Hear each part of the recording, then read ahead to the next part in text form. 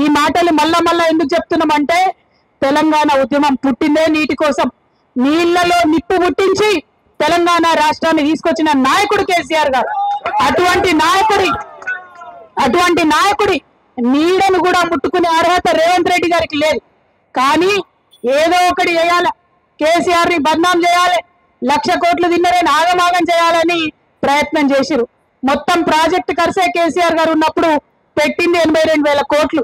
దానిలో 1,00,000 కోట్ల అవినీతి జరిగితే మరి 20 లక్షల ఎకరాలకు నీళ్ళు ఏడికెళ్ళి వచ్చినాయి, ఇన్ని బ్యారేజ్లు ఏడికెళ్ళి వచ్చినాయి, ఇన్ని రిజర్వాయర్లు ఏడికెళ్ళి వచ్చినాయి, ఇన్ని సబ్ స్టేషన్లు ఏడికెళ్ళి వచ్చినాయి. మరి ఆ విషయాన్ని ఇప్పుడిప్పుడు తెలంగాణ ప్రజలు సోయి తెచ్చుకొని ప్రశ్నిస్తా ఉన్నారు. ఎన్నికలలో మీరు ఆగం చేసిండ్రు, దొంగదారిన గెలిచిండ్రు, ఇవాళ అధికారంలో ఉన్నారు. ఇప్పటికన్నా ప్రజల పక్షాన మాట్లాడాలి, ఇప్పటికన్నా ప్రజల కోసం పనిచేయాలని ముఖ్యమంత్రి గారిని నేను ఈ సందర్భంగా డిమాండ్ చేస్తున్నాను. మరి కేసీఆర్ గారి కోసం ఇవాళ జాగృతి కార్యాచరణ తీసుకున్నది. రేపటి నాడు మేము అవకాశం ఇస్తాం, ఒక నెల రోజులు వెయిట్ చేసి చూస్తాం.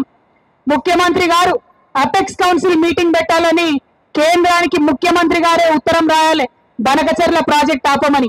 కిషన్ రెడ్డి గారే ఉత్తరం రాయాలి, ఈటెల రాజేందర్ గారే ఉత్తరం రాయాలి, మన గోదావరి కాపాడుకోవాలని. ఇవాళ నుంచి నెల రోజుల తర్వాత ఈ 2 జాతీయ పార్టీలు కార్యాచరణ తీసుకోకపోతే గోదావరిని కాపాడుకోవడానికి మళ్ళా ఒకసారి జాగృతి తప్పకుండా ఉద్యమం చేస్తుంది. తప్పకుండా కేంద్ర రాష్ట్ర ప్రభుత్వాల మీద ఉద్యమం చేసి మన హక్కైనటువంటి గోదావరి నీళ్లను మన పొలాలకు మళ్లించడానికి మరొక ఉద్యమం చేపడతామని ఈ సందర్భంగా తెలియజేస్తూ, మరి మా జాగృతి నాయకులు ప్రతి ఒక్కరు మళ్ళా కేసీఆర్ లెక్క తయారైంది. అందరు కూడా అద్భుతంగా మాట్లాడుతున్నారు. మా అన్నల కన్నా ఎక్కువ మంచిగా మా అక్క చెల్లెలు కూడా మాట్లాడుతున్నారు. కానీ అందరికీ మాట్లాడే అవకాశం ఇవ్వనందుకు క్షమించాలని కోరుతున్నా.